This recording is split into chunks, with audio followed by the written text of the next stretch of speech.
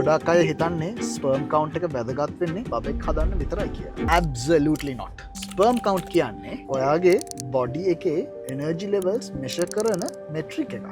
Sperm count අඩු වෙද්දී ඇඟේ තියෙන මැස්කියුලිනිටි එක නිකන්ම ෆ්ලැට් වෙනවා. හොඳ ක්වොලිටි ස්පර්ම්ස් තියෙනවා නම් confidence, focus, muscle mass and bone strength හොඳ ලෙවල් එකේ බලා ගන්න පුළුවන්. ඒක අඩු වුණොත් තමයි ෆෝකස් කරන්න බැරි බ්‍රේන් ෆොග් එකක් වගේ හැදෙන්නේ. ඔයා දන්නේ නැතුව කරන පුංචි දේවල් වලින් ඔයාගේ ස්පර්ම් කවුන්ට් එක අඩු වෙන්න පුළුවන්. For example, taking drugs, රෑ එළි වෙනකන් නිකන් ඇහැරලා ඉන්න එක, ලැප්ටොප් එක ගොඩක් වෙලාව ඔඩොක්කුව තියාගෙන යූස් කරලා ඉන්න එක කියන්න පුළුවන්. ස්පර්ම් කවුන්ට් එක වැඩි කරගන්න මේ දේවල් කරන්න. ජිම් එකට යන්න නැත්නම් ඇක්ටිව් ස්පෝර්ට් එකක් කරන්න. breathable and පොඩ්ඩක් baggy clothes අදින්න. හොඳ ස්ලීපින් සයිකල් එකක් මේන්ටේන් කරන්න. විටමින් D ඉන්ටේක් කරන්න. එකෝ විටමින් D ටැබ්ලට් නැත්නම් මොර්නින් වෝක් එකක් කරන්න. පුළුවන් තරම් නට්ස් වර්ග කන්න.